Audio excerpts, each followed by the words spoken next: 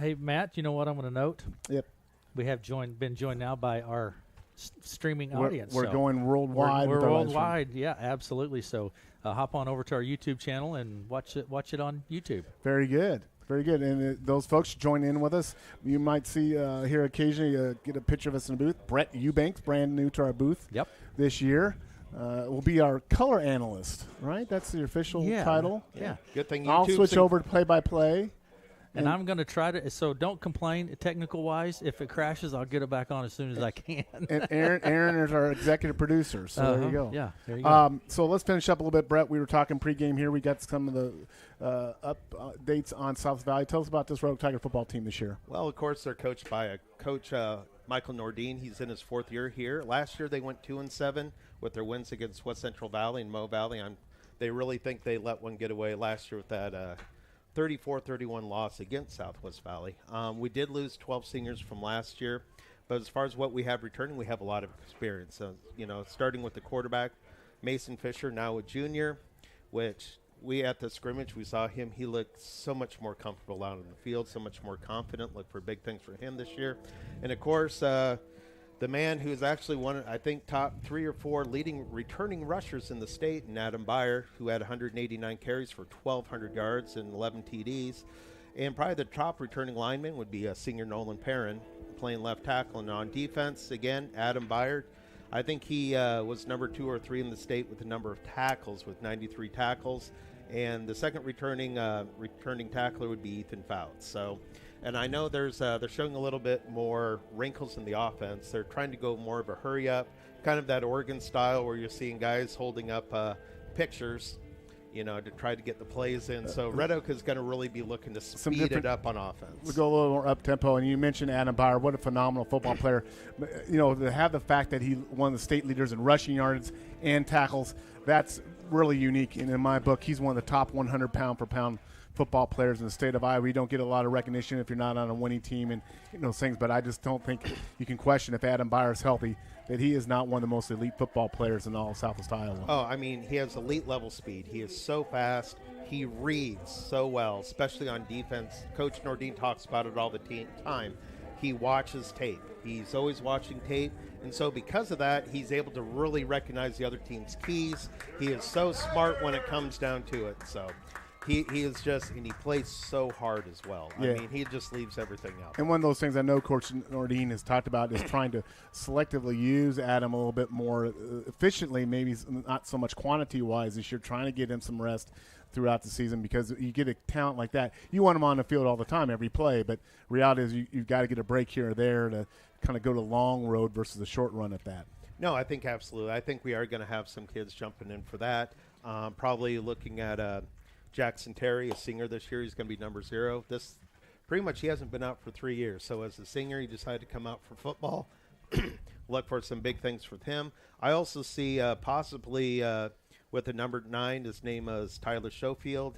They kind of have him listed as a tight end. I can see him coming in for short yardage things, because that tight end H-back can kind of act like the fullback. He's a kid who actually went to school in Red Oak back in, I believe, up through middle school, moved down to Texas, and then his senior year he came back up. He's probably about 5'9", 5'10", and he's probably a good 180 pounds. A transfer portal. Transfer portal, Brett? Yeah, got a little NIL money. We're kidding, folks. Just joking, folks.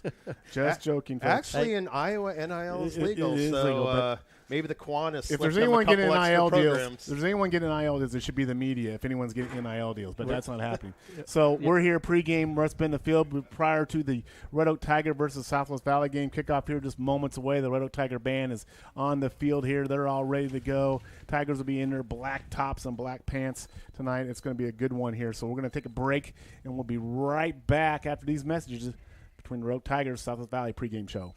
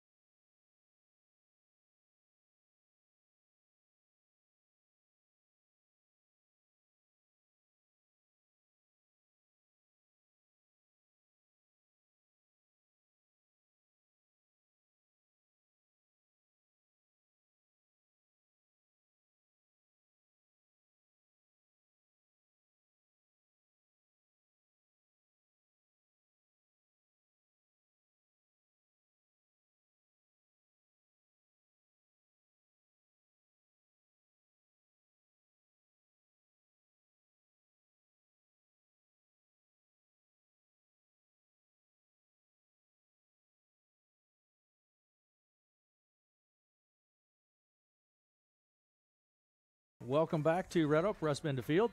Hey, you know, Matt, we have some people watching. We actually have some of Coach Nordine's family up in upstate New York watching. Upstate, not downstate, no, upstate. Yep, thanks for watching. Also, we do want to give a big shout-out to Coach Nordine's mom, Corinne Nordine, who has had a couple of issues here that she's medical issues. Doing fine. She's doing fine. She's unable to attend tonight, but she's watching as well. And I do happen to have on good authority that both superintendents of the Red Oak and the Southwest Valley School are watching as well. Well, there you go. That's good. Mr. Lorenz and Mr. Noggle, is he the superintendent? He is the AD. That would be Mr. Finster. Mr. Finster. Yes. That's correct. Mr. Finster and Mr. Maybe they're huddled together watching the game. I don't know. But they may be. But the two great guys and the two great schools here, it's always good when you play your neighbors in sports. It's just great to stands have filled in. A lot of Southwest Valley folks over on the other side, and the Red Oak crowd is filled in here.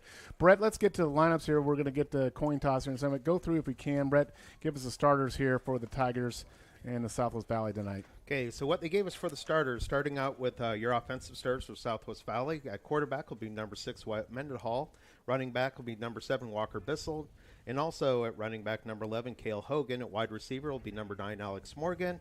At also wide receiver, number 3, Colton Pegg. At tight end will be number 4, Gavin Wetzel. Left tackle will be number 60, Tristan Greenwald. At left guard will be number 57, Devin Greenwald. At center, number 61, Dylan Stormer. At right guard, number 52, Bo Johnson.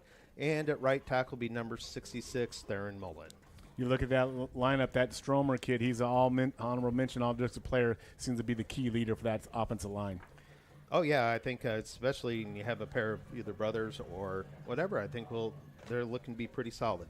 So as far as your defensive starters from Red Oak, starting at kind of what they call the stud position, kind of a defensive tackle, will be number 54, Nolan Perrin. At the nose guard will be number 53, Jacob Patterson. The attack, which is kind of another defensive tackle, will be number 70, Andrew Johnson. At one defensive end will be number 21, Kyler Sandholm. Playing linebacker tonight will be number 28, Blake Sloan. Also linebacker number 0, Jackson Terry. And the other linebacker will be number 9, Tyler Schofield. At the star position, kind of a safety position, will be number 38, Brody Bond.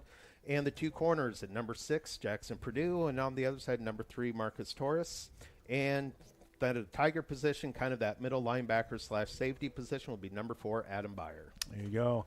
And we'll get the other lineups for the other squads as they come out in the field here a little bit later on. Your captains for tonight for Southwest Valley, Wyndon Mendenhall, Devin Greenwald, Bo Johnson, and Dylan Stormer. Red Oak captains are Mason Fisher, Adam Byer, Ethan Fouts. And Ethan Fouts is coming back from a little bit of an illness. He'll have some limited role tonight from our stand the game. We'll see, but he could be a big play target here for the Tigers tonight. And then also Nolan Perrin as we're getting ready for the coin toss here. Just a little mention, too. I just want to mention tonight about each night the Tigers have a kind of a kid captain there. I don't know if you read the bio when you're pregame on it, but the captain tonight is, and I hope I pronounce this correct, Giovanni Hernandez. Young man, I think, Brett, he plays for you on your 5th grade JVA tackle team. We have him on the tackle football team. He's a great kid. I tell you what, he plays so hard, and he just has a great attitude about everything with football. Says he's a big Cornhusker and Chiefs fan, and he just loves to watch football, and he's kind of come through a rough time with his family, so he's being honored tonight, and it's good to see him here, and good to see that he's out for football, so that's a great thing there as well. Let's go through our officials tonight. For the officials tonight, our referee is Brett Shoemaker, umpire is Corey Arrow, your head linesman is Charlie Reese, line judge is Dana Cruz, your back judge is Tyler Reese. As we're getting ready here, some pregame introductions. You got to have all the pomp and circumstances, guys, for the first game of the year. There's nothing like the excitement for the first game of the year. I was down in Maryville last night for the Bearcats game. The crowd's pumped up, ready to go. It was 22-0 in the first quarter. That balloon was out, popped real quickly. But, there is just something about this time of year. You got, especially in the high school sports, everybody is excited. I mean, all the fall sports are going, volleyball, cross country, football, the kids in the band.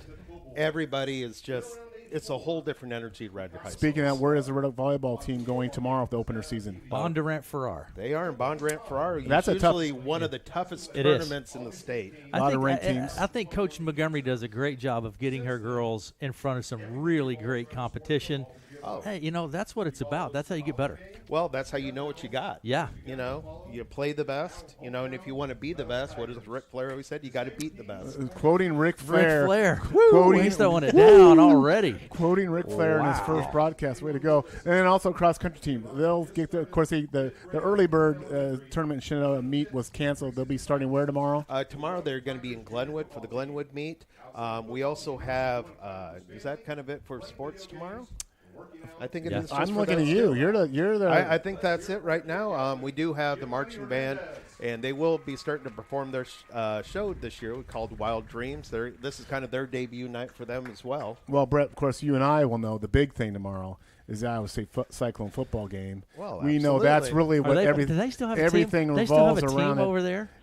I'm sorry to interrupt you guys, but you can see I'm assuming that's Giovanni right there walking out middle of the field with the Tiger players. That is just great to see this little guy out there with his heroes, his role models, these Red Oak Tiger football players, and getting to go out to midfield and meet the other players. Boy, how exciting that's got to be for him as we're going to the toss here, and we'll see just a moment.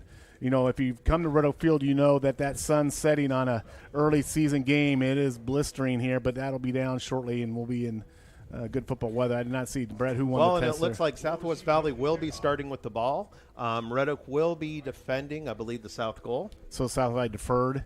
They won the coin toss. They defer. Yeah, I believe Red Oak might have won. So Red Oak, whatever the case was, Southwest Valley is taking the ball first. We're going to be kicking off here in just a second, and it's going to be a good. It looks to me like Southwest Valley be kicking to the south end zone. Yep. So we'll be heading north, but got a good crew here. We're ready to go. Beautiful football night. Is here. Coach Nordine in his 4th year now as a head coach of Red Oak Tigers, and that beard still looks the same, on point. freshly on coiffed. Point. He is. Well, and if you're Coach Nordine here, the most important thing is a fresh set of Jordans. And some new coaches. We got some new assistant coaches. Well, I know we have some volunteer coaches.